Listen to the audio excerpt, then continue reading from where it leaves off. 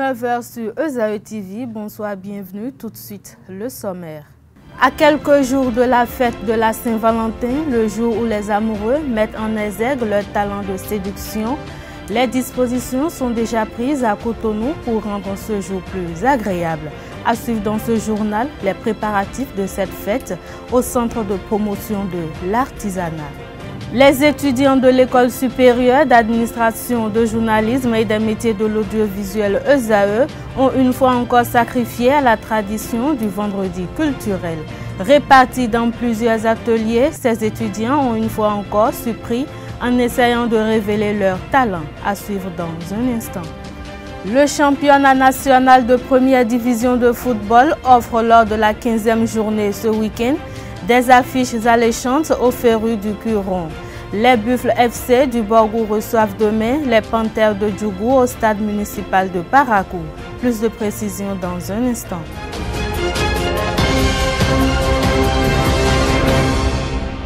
À nouveau, bonsoir. À une semaine de la fête de la Saint-Valentin, le 14 février, le jour où les amoureux mettent en exergue leur talent de séduction, les dispositions sont déjà prises à Cotonou pour rendre ce jour plus agréable. Un tour au centre de promotion de l'artisanat et l'on se rend compte des préparatifs aboutissant à une spéciale fête de l'amour. Je vous invite à suivre ce reportage signé Belvide Adoyimbo. Nous savons que le mois de février a longtemps été célébré comme un mois de romance.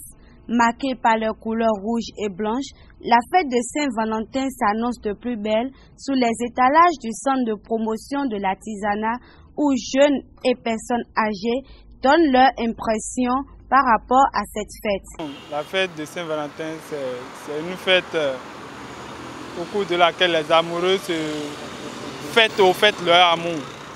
Selon moi, la Saint-Valentin, c'est la fête des amoureuses.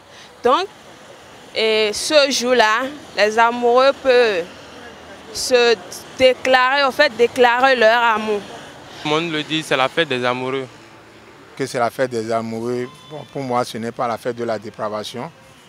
Et il faut cultiver l'amour comme on le cultive tous les jours, en famille, comme dans la société. La Saint-Valentin, c'est une fête des amoureuses pour la plupart, mais c'est aussi une fête de partage. La fête de la Saint-Valentin, c'est la fête des amoureux. C'est un jour où les couples font des sorties, échangent, font des bilans. Pour quelques heures, une journée ou même plus, la Saint-Valentin est l'occasion de s'accorder un moment privilégié en tête-à-tête. Elle n'est pas seulement une fête pour les jeunes amoureux, mais aussi celui des personnes avec une longue expérience de vie de couple et d'amour entre frères et enfants. La Saint-Valentin organisait une petite soirée en famille sans trop de tapage, tout comme le jour de la Saint-Valentin, s'offrir quelques plaisirs pour quand même égayer les cœurs et avoir quand même un bien mental, quoi.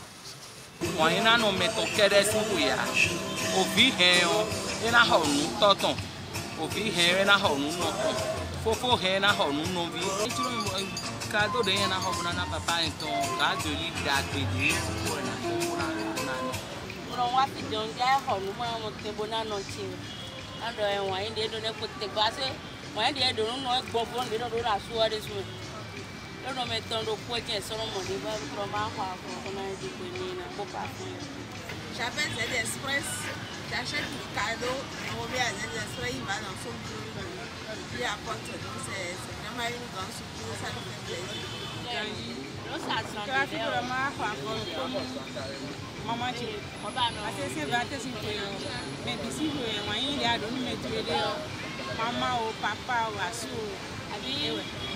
Le 14 février, les couples profitent pour échanger des mots doux et des cadeaux comme preuve d'amour, sans oublier l'emblème de la passion, les roses. Mais beaucoup de jeunes transforment cette soirée d'amour en une soirée de dépravation. Voici quelques conseils donnés par les responsables de l'organisation de la fête de Saint-Valentin au centre de promotion de l'artisanat. Il faudrait que nécessairement les jeunes prennent conscience qu'on dit fêter l'amour, c'est pas se donner au sexe. C'est vrai que déjà, moi, je voudrais surtout parler aux filles. Il faudrait déjà qu'elles prennent conscience que quand on dit la Saint-Valentin, c'est pas aller au sexe. La Saint-Valentin, c'est faire des sorties, c'est offrir des cadeaux, c'est s'asseoir par. Donc c'est surtout les filles que moi je devrais envoyer, qui prennent conscience de vraiment s'abstenir et de savoir dire non aux hommes. Maintenant aux hommes aussi, voilà, ils n'ont qu'à savoir que la Saint-Valentin c'est un jour de distraction, de sortie. C'est pas nécessairement d'aller au sexe et après c'est des grossesses qui sont là et puis, voilà, les problèmes commencent. Oui, alors il est cool.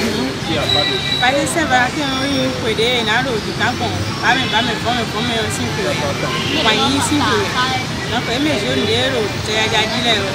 est cool. Nous constatons que beaucoup de foyers rencontrent de difficultés. C'est pour corriger cet état de choses que le visionnaire astrologue Maître Rabitan propose un rituel au lendemain de la Saint-Valentin pour venir en aide aux foyers en difficulté. À cet effet, il initie le rituel de Vénus le vendredi 15 février 2019, le jour même du dieu de l'amour. Écoutons-le. Il est au micro de Jacques Maouillon d'Almeida et de Ruth Sodedji. Le rituel de Vénus, déjà, pour beaucoup, ce n'est pas un rituel commun à tout le monde. Ce n'est pas un rituel commun à tous les astrologues, mais c'est une spécialité, si vous voulez, de Rabitan. Parce que, après nos analyses, nous avons constaté que beaucoup de couples ont des problèmes. Beaucoup de relations sont disloquées à cause du manque d'entretien spirituel.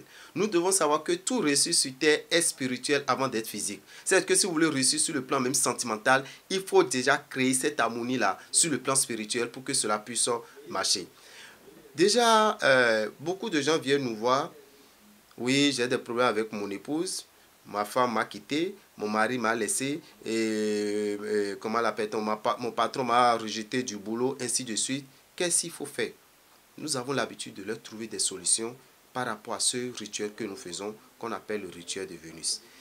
Néanmoins, nous savons qu'il y a des milliers de personnes qui ont des difficultés à nous voir, qui ont des difficultés à nous rencontrer. Parce que nous sommes tout le temps ici, nous ne sommes pas là, mais nous avons pensé finalement à un rituel que nous ferons chaque année. Le rituel de Vénus, c'est la première édition que nous voulons faire. Nous avons choisi un vendredi.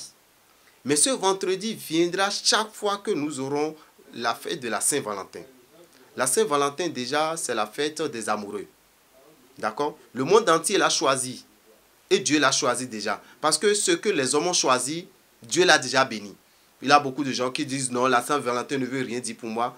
Moi, je sais que tout ce que 2-3 personnes décident et disent, je veux que ça soit ainsi, Dieu l'a déjà accompagné. Et quand on parle de Saint-Valentin aujourd'hui, c'est dans le monde entier. Donc il faut en tenir compte. Donc c'est pour ça que nous avons tenu compte de ça. Et nous avons dit, maintenant, à chaque fois qu'il aura la Saint-Valentin, le vendredi qui va suivre, nous allons faire ce rituel qu'on appelle le rituel de Vénus. Pour le faire, il y a des dispositions qu'il faut prendre. Vous venez d'abord vous inscrire dans la boutique Océan. Nous avons la boutique Océan un peu partout au Bénin. Vous vous inscrivez dans la boutique la plus proche de vous. Ce rituel déjà, quand les gens viennent individuellement chez moi, ils viennent en consultation. Vous avez des problèmes avec votre femme qui est partie, vous voulez que cette dernière revienne. Vous avez au plus 21 jours pour que cette dernière revienne sur sa décision. Parce que je le dis souvent, quand vous faites des trucs spirituels, d'accord, pour la chance, pour l'amour, il faut que vous soyez encore plus amoureux.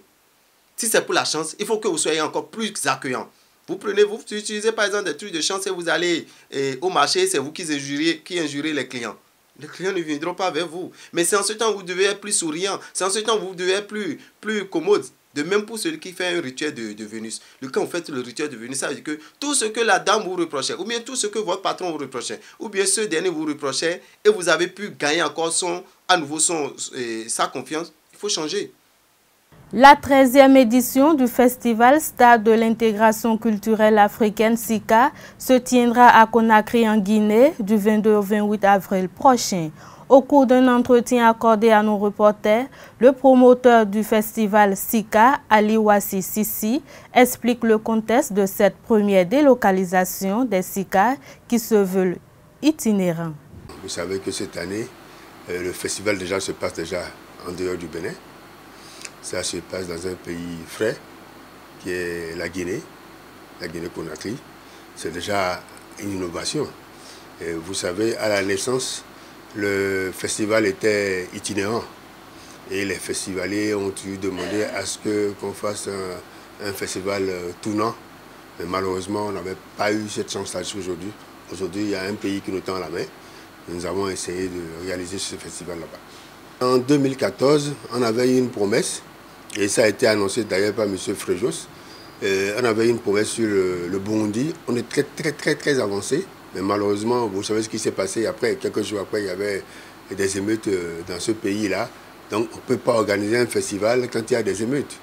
Hein? C'est la même façon où le pays ami, le Togo, avait envie d'organiser ce festival-là. Mais malheureusement, compte tenu de certains paramètres, bon, c'est impossible. Ça, c'est dans 3 mois, ça se passe. Et l'état d'avancement, pour l'instant, il n'y a pas de problème. Et je crois que nous commençons déjà à recevoir les adhésions des pays. Comme vous le savez, SICA, c'est les pays qui prennent en charge les billets d'avion de chaque acteur, de chaque artiste. Donc nous avons déjà le hockey de certains pays, nous avons déjà le dossier de certains pays, on attend les autres, c'est normal. On a donné jusqu'au 15 février pour avoir tous les dossiers. Pour l'instant, les dossiers sont en train de venir et on verra le reste après. Mais le Bénin partant, de toute façon, on fera une sélection béninoise bientôt, au mois de mars. Il y aura une sélection béninoise. Et ceux-là qui vont défendre le drapeau du Bénin à Conakry, on le saura, on les connaîtra bientôt. Et ça se passera bien avec la grâce de Dieu. Mais il n'y a pas de raison pour que le gouvernement béninois ou les autorités de la culture au niveau du Bénin ne nous soutiennent pas. Il n'y a pas de raison. Nous avons déjà rencontré le ministre de la Culture qui a bien apprécié la chose, qui a lu les documents que nous avons envoyés, qui va certainement nous soutenir. Il n'y a pas de raison qu'ils ne soutiennent pas. Hein? Je crois qu'on a un avis favorable, hein? Il n'y a pas de problème à ce niveau. En fait, vous savez, l'union fait la force. Hein? Si quelqu'un, même étant à Cotonou au Bénin, peut apporter quelque chose pour relever ce défi, hein, c'est un défi. Nous partons peut-être en Conakry. Il ne faut pas oublier que c'est le Bénin qui part en Conakry. Hein? C'est le Bénin qui est en train de valoriser l'art au niveau du continent africain. C'est le Bénin. Donc, on a besoin de l'apport de tout le monde. Les étudiants de l'École supérieure d'administration, d'économie, de journalisme et des métiers de l'audiovisuel ESAE ont une fois encore sacrifié à la tradition du vendredi culturel le vendredi 1er février dernier. Répartis dans plusieurs ateliers à savoir anglais, musique moderne, chorale, danse et génie en herbe, ces étudiants ont une fois encore surpris en essayant de révéler leur talent. Retour sur l'ambiance qui a prévalu ce vendredi 1er février au sein de l'école ESAE.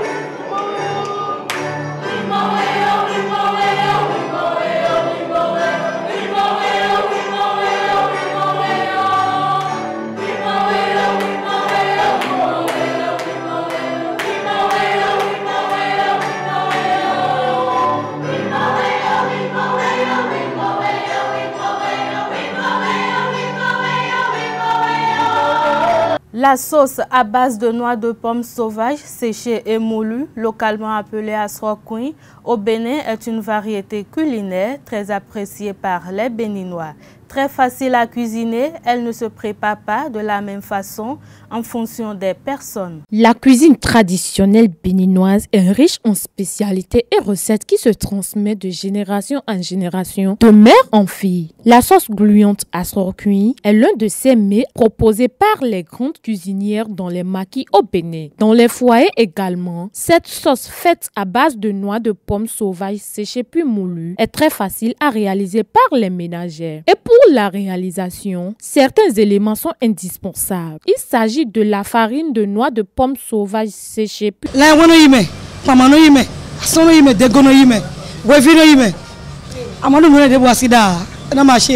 pour la cuisson du asroquin, il faut chauffer l'huile rouge, verser les condiments déjà écrasés, les remuer jusqu'à obtenir une friture. Ajouter de l'eau à la friture pour obtenir une sauce. Remuer et laisser mijoter pendant une dizaine de minutes. Ensuite, il faut verser dans la sauce une pâte obtenue à base de la farine de noix de pomme sauvage séchée puis moulue. Mélanger à de l'huile rouge. Remuer le contenu jusqu'à obtenir un mélange gluant. Y mettre poisson, fromage et peau de bœuf. Laissez le tout au feu pendant 3 minutes environ. Une fois la préparation terminée, la sauce est prête. Elle peut être accompagnée de la pâte de maïs.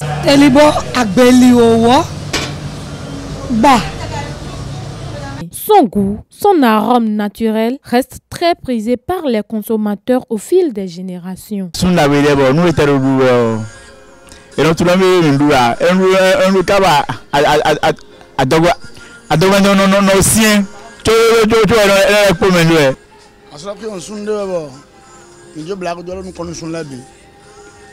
Par exemple, de monde,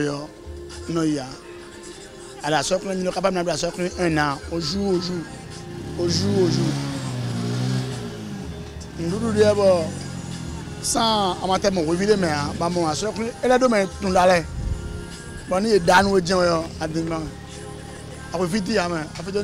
Autrement dit, les accompagnements peuvent varier d'une région à une autre du pays. Un vrai régal pour les Béninois. Le championnat national de première division de football offre lors de la 15e journée ce week-end des affiches alléchantes aux férus du Curon. Les Buffles FC du Borgou, solide leader, reçoivent demain le Dauphin, les Panthères de Djougou au stade municipal de Parakou. Cette rencontre est non seulement un duel au sommet du classement, mais aussi le derby du Septentrion. Déjà cet après-midi, l'association sportive du port autonome de Cotonou, ASPAC, 4e, et la jeunesse sportive de Paubert, 5e, ont ouvert le bal de ces chocs. Demain, Esaü Football Club, actuellement en difficulté, se déplace au stade Charles de Gaulle de Porto Novo pour affronter Avrancourt Omnisport. Comment les deux équipes vont-elles aborder le match? Suivons Rachad Chitou, entraîneur d'Avrancourt Omnisport, et le capitaine d'Esaü FC, Marcel Dantinou. Oui, en difficulté, mais le championnat est ouvert pour tout le monde. Donc moi, je respecte toujours mes adversaires. Je n'ai pas encore joué Esaü, donc je ne ferai pas référence des matchs antérieurs de Esaü. Et c'est toujours bien qu'on sorte d'une victoire, et surtout que c'est à l'extérieur. Mais il ne faut pas dormir sur nos lauriers. On va continuer le travail pour que le match contre Esaü, on l'aborde dans la sérénité. D'abord, là-bas, tout le monde reçoit maintenant à Minstralité. Donc c'est un terrain synthétique et qui va nous permettre de bien circuler le ballon comme nous avons l'habitude de le faire. Et ce match, nous comptons l'aborder avec beaucoup plus d'envie, beaucoup plus de motivation pour prendre les 3 points à Avrancourt. Je vous remercie. Parmi les autres affiches, dimanche, Tonnerre de Boycon croise les crampons avec Dynamo d'Abomey dans le derby du Zoo. Derby de l'Ouémé entre l'association sportive Oussou-Saka de Porto Novo et l'Union sportive de Sémékraké au stade Charles de Gaulle. Un mot sur la Coupe d'Afrique des Nations CAN des moins de 20 ans qui se déroule en ce moment au Niger. Le groupe A livre son verdict ce soir pour les demi-finales. Le pays hôte, le MENA du Niger, joue sa qualification face au Nigeria, tandis que l'Afrique du Sud fait face au même moment aux Hirondelles juniors du Burundi. Plus de précisions sur le tableau complet du carré d'As dans nos prochaines éditions. Fin de ce journal sur ESAE TV. Merci de nous avoir suivis. Restez toujours connectés sur les www.esaetv.bj. Passez un excellent week-end. Bonsoir.